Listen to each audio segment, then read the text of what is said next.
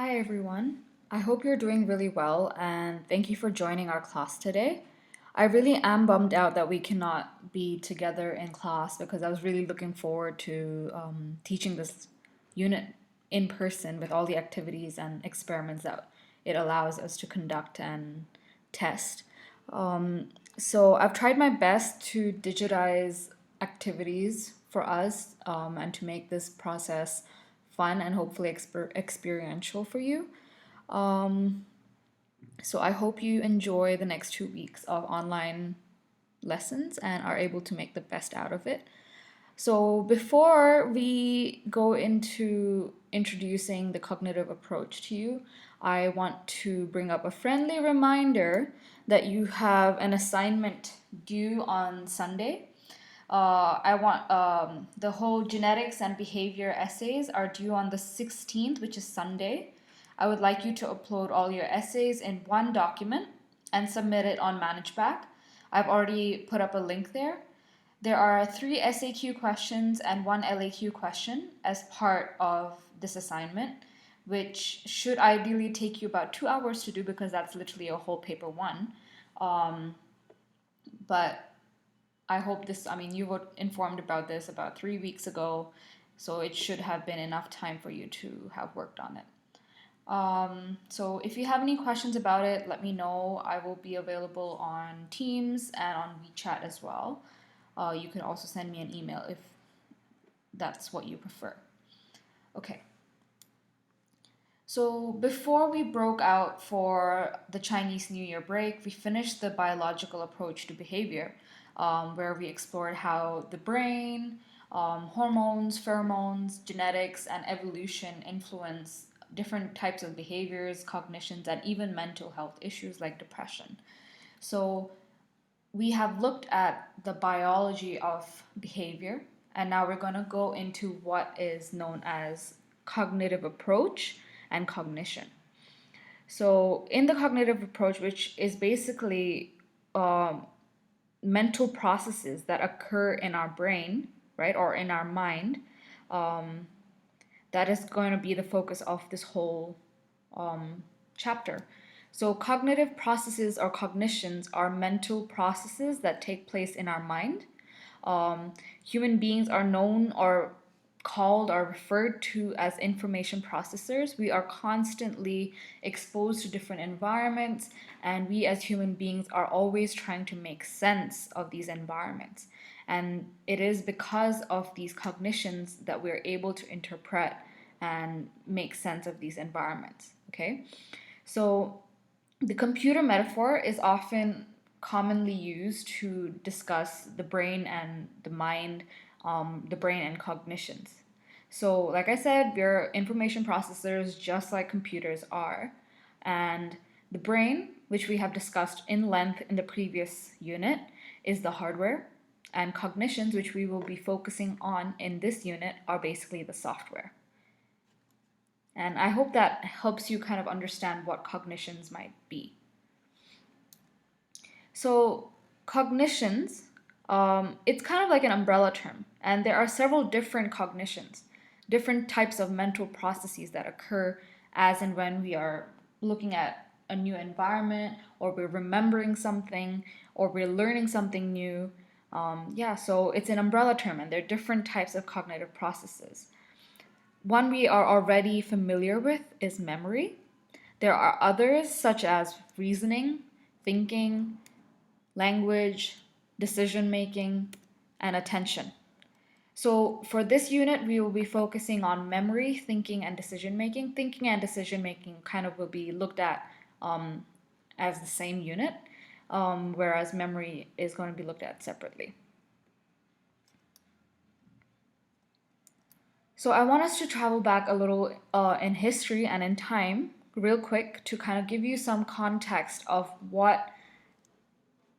where rather this cognitive approach or cognitive psychology has stemmed from.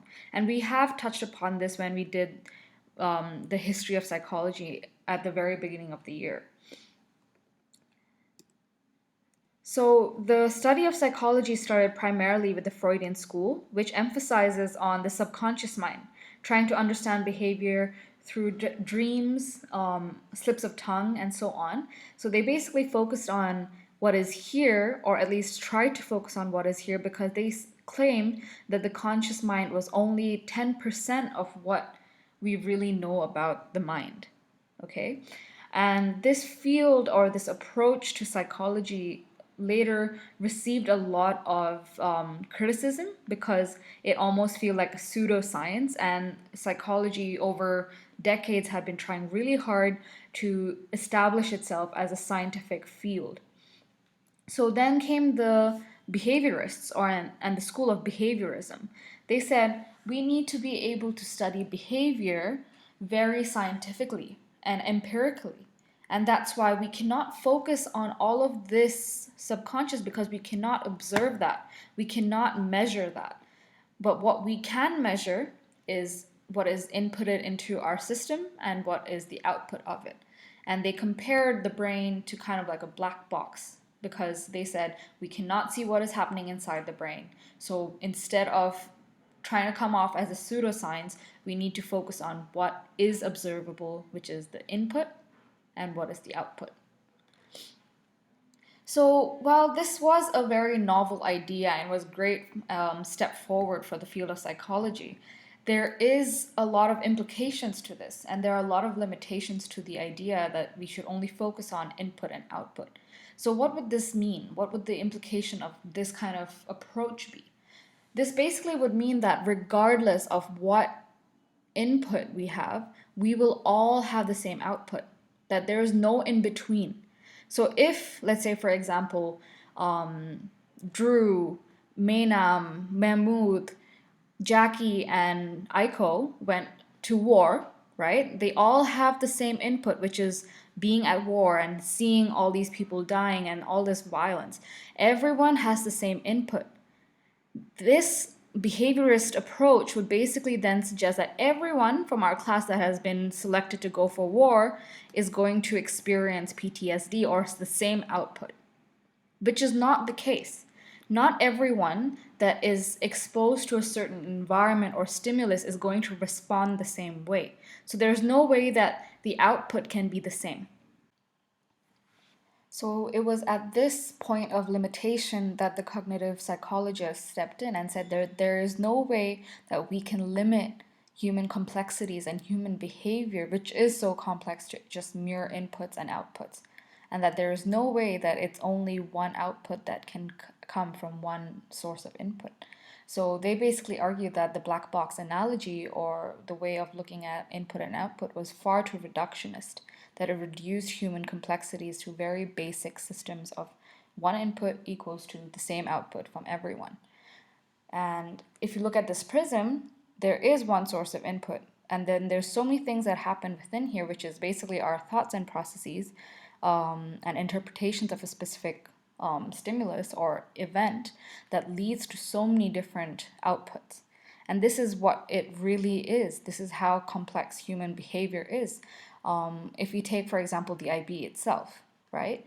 That is one input. There are several students who do the IB, but not everyone experiences it the same way, right? Of course, it's a stressful course. Everyone does experience some amount of stress, but this can be interpreted in very different ways. The stress itself can be interpreted in so many different ways.